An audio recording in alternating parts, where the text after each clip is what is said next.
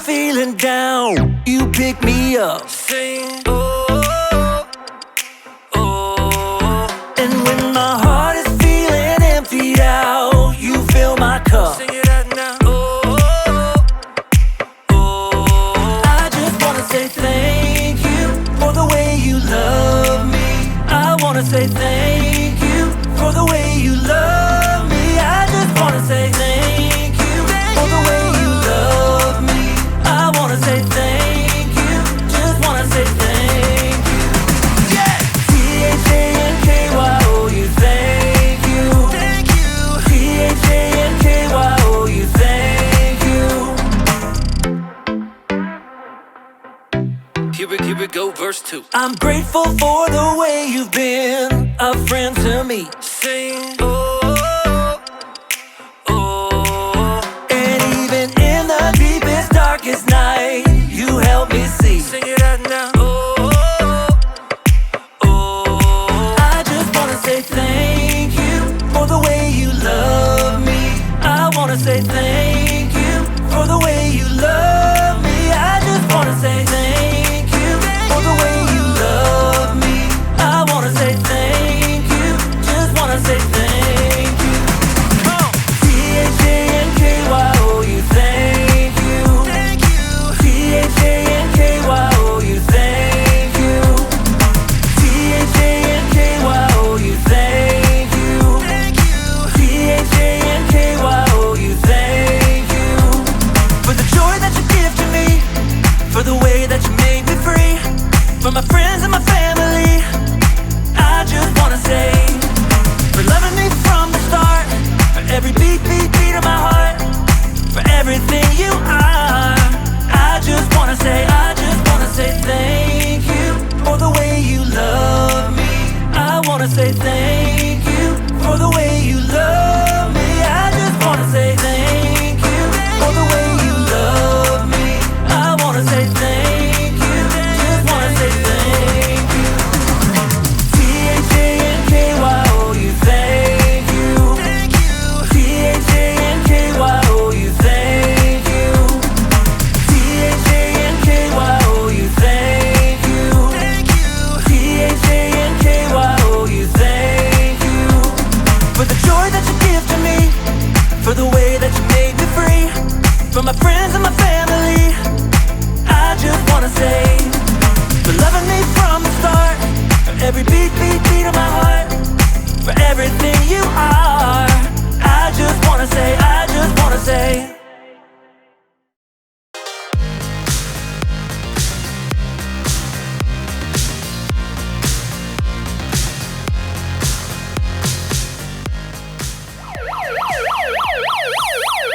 Move along, people! Move along! Nothing to see here except me.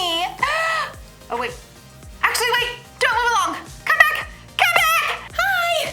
I'm Erica, and I am so grateful that I was given this megaphone.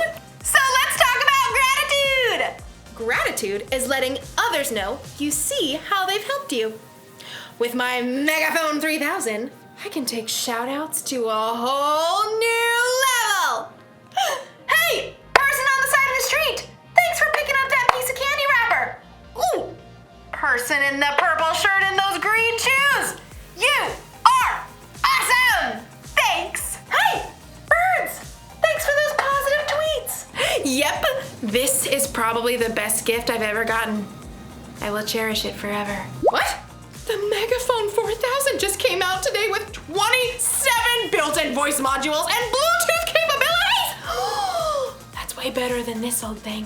Thanks a lot, person who bought me this lame megaphone. Probably got it on sale. In today's Bible story, we'll hear about some people who weren't happy with what they were given and had a real bad attitude about it. That should be fun, right? Sure. Whatever. See you in a bit. Move along, people! Move along!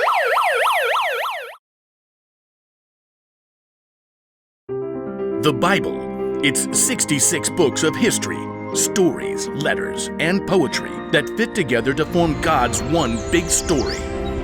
The epic adventure of how He created us and loves us so much that He made a way to rescue us. As we travel through the Bible, from Genesis to Revelation, we discover people who met God and found their lives changed forever. And now for an amazing story, inspired by the book of Matthew, chapter 20, verses 1 through 15. While Jesus taught in many different ways, he often shared the most important truths as stories. He used the things and animals and situations in people's everyday lives to help them understand things that were bigger. One day, Jesus explained to his closest friends what the kingdom of heaven was like, and he used a story to help it connect.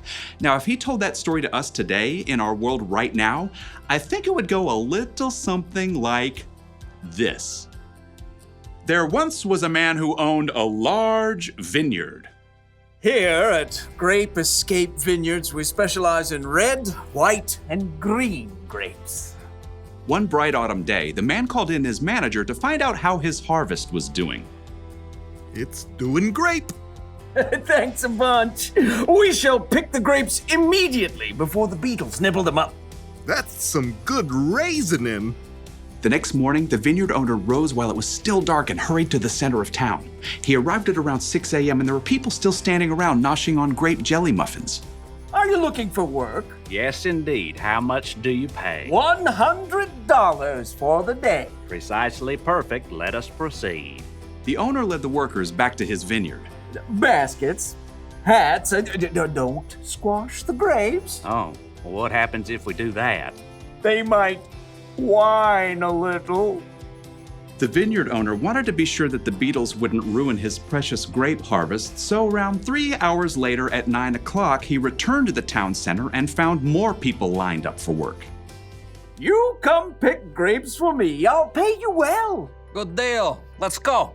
The workers were all picking as fast as they could, but there were still long rows to harvest, so the vineyard owner went back to the town center at 12 o'clock noon 3 hours later, and there were still plenty of workers standing around. Come, help out in my vineyard. And after the new set of workers had worked for 3 hours, the vineyard owner returned to the town square again at 3 o'clock. Need some more grape pickers, you in? The blazing sun beat down as the vineyard owner added the new workers to his crew. One of the men hired at dawn wiped sweat off his face as he sipped his water. Showing up for work in the afternoon? What a terrible work ethic. The first workers returned to picking grapes, filling basket after basket.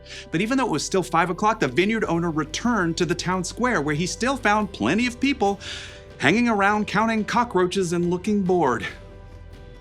Why have you been standing here all day? No one, hired us. I'll hire you. Come work in my vineyard. For the final hour of the workday, everybody pitched in. Whew! As the last baskets of grapes were brought up, the owner called to his manager. Just look at all these beautiful grapes, all freshly harvested. A great job, if I do say so. Pay the workers. Start with the ones I hired last of all. So the manager pulled out his cash box and lined up the workers. He started with the ones who only picked grapes for an hour. Here you go. $100. Totally rad, man. At the other end of the line, the workers who began at dawn began doing some quick math. $100 for 1 hour of work? That means we're about to get over $1,000. The manager continued to hand out pay packets to the workers who started at 3 o'clock. $100. And noon. $100. And 9 o'clock in the morning. $100. Okay. By the time the workers who started at 6 a.m. reached the front of the line, they were getting a little bit worried. You're paying us what's fair for working all day, right? Yep. $100. What? Preposterous. The early morning workers stalked off to find the vineyard owner. You paid those hooligans who only worked an hour the same as us, even though we sweated all day picking your grapes. Just look at this crispy sunburn. Friends, didn't you agree to $100 for the whole day? That is a technicality. Do you feel cheated because I gave so freely to the other workers? Don't I have a right to do what I want with my own money? But it's not fair. Take your money and go. I want to give the ones I hired last the same pay I gave you. The early workers glared and skulked away, cash in hand. They had let the owner's generosity to someone else ruin their day. Jesus' story made it clear. God gives freely to everyone. Rather than focusing on what you don't have, adjust your attitude. Choose to look at what you do have.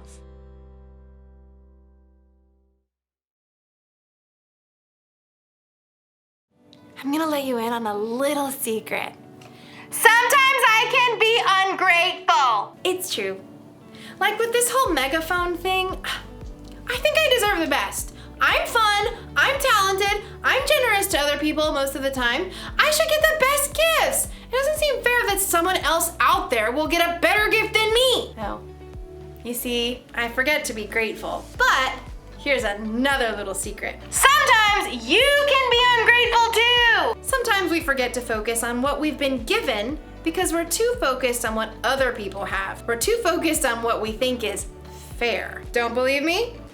Ask yourself these questions. Am I jealous when someone has more or better stuff than me? Or do I think I deserve better than other people because I am better than other people? Or do I count my presents at Christmas to make sure I have more than anyone else? If you would say yes to any of those questions, you might need a little gratitude adjustment. All you have to do when you're feeling ungrateful is to take a second and look around at all the things you have to be grateful for. So maybe I don't have 27 voice modules and Bluetooth capabilities, but I do have 2 voice modules. It's important to be grateful. It's easy if you try. I've got the cool siren.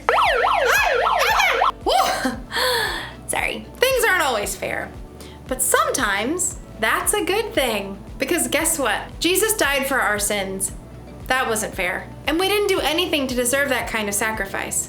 But Jesus did it anyway to show how much he loved all people. So here's the one thing to remember today. Adjust your attitude. Be grateful for what you've got. Don't worry about the stuff you haven't got. That's a lesson for me too. Sorry,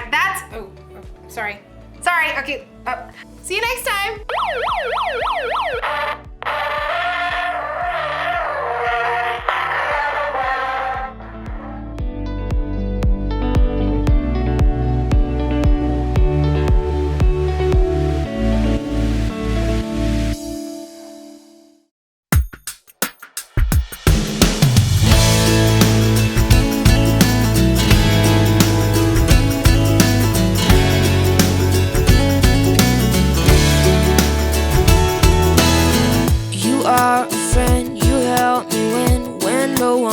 Is on my side. You're always there when life's not fair. Kept me from trying to run and hide. So I thought that I should let you know.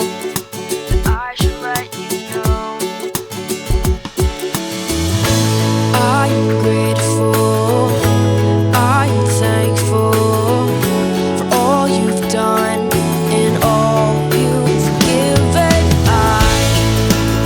I can't keep it in, I gotta let it out.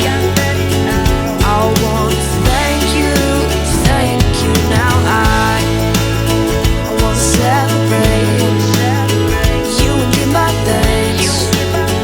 I want to thank you. Had a bad day, you came my way. You found a way to make me smile. I say the words 'cause I have learned you can never hear enough. So I thought that I should let you know.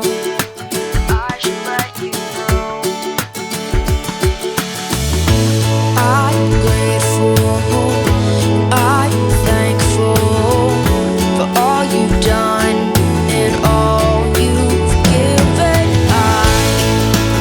I can't keep it in, I gotta let it out. I want to thank you now. I